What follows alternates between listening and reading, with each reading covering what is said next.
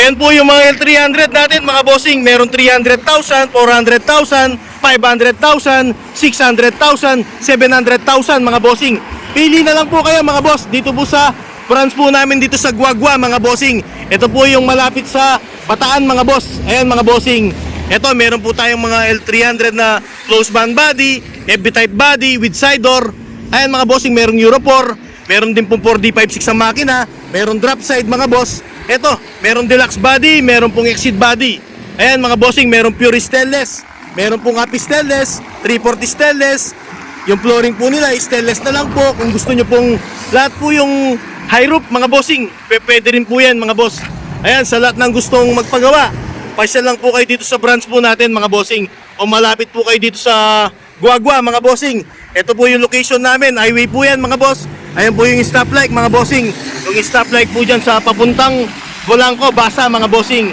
Malapit po yan sa Lubao mga boss. Ayan, sa lahat ng gustong magpagawa mga bossing, ayan po yung unit natin mga boss. Ikutin po natin, marami po tayong available na unit po dito sa branch po natin dito sa papuntang Guagua.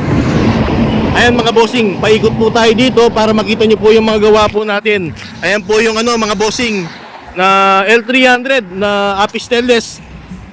Yan, may top load dyan mga bossing. Meron din pong ladder mga boss. Ayan po yung ladder po niya mga bossing. Ito naman po yung Euro 4 mga bossing na with side door mga bossing. Ayan, bagong design po namin. Walang tambol mga bossing. Dahil yung Euro 4 mga bossing, mataas po yan. Iba po yung mga ginagawa po nating isa na hindi po mataas po yung ulo. Itong Euro 4 mga bossing, kung mapapansin mo, mataas po yan, kaya walang tambol po yung ginagawa po natin. Sa gusto magpagawa na walang tambol, pwede po mga bossing, Euro 4 po tayo.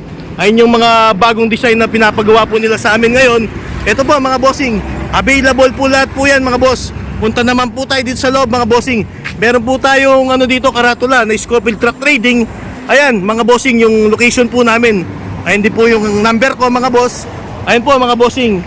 Ito po yung Shockman, kung gusto niyo po Shockman na tractor head.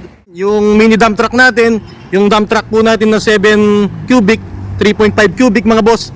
Ito yung tractor head na Shockman mga bossing. Ayun mga boss, yung mga available po natin dito.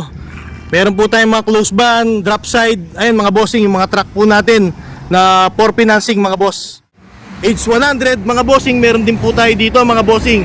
Kahit yung K2700, meron din po tayo. Euro 4 dump truck mga bossing na 3.5.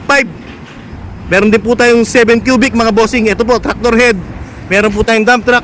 Ayun mga bossing, ikutin po natin dito sa pwesto natin. Ayun po yung mga available po natin. Ayun, ongoing pa pong nasa loob yung mga L300 po natin na kino-customize mga bossing. Ayun mga bossing, yung sample po natin Euro 4 mga boss na walang tambol. Ito bossing, pwede po siyang walang tambol dahil mataas po yung ulo niya. Pati yung body niya mataas mga bossing. Hindi po siya tatama sa gulong po niya mga boss dito po sa ilalim. Ayan, pakita po natin yung mga ginagawa po natin dito. Ayun yung mga mga bossing, yung mga gawa po natin kino-customize. Ayan, busy sila mga boss. Ito yung high roof mga bossing na ginagawa po nila. Order din po yan mga bossing. With side door po na high roof body. Ayan, Euro 4 din po siya mga boss. High roof po siya na yung ginawa po nila. Ayan, wala rin po siyang tambol mga bossing kung mapapansin nyo. Eh, magagaling natin ngayon si Ogie yan mga boss yan. Yan. Team sila mga boss yan. Kompleto. Ang tawag sa kanila mga bossing, damamangan. Ayan mga bossing, pakita po natin yung mga unit na nandito. Yan, meron po siyang stainless sa flooring, wala po siyang tambol mga boss. Ayun yung isa mga bossing with side door din po yun.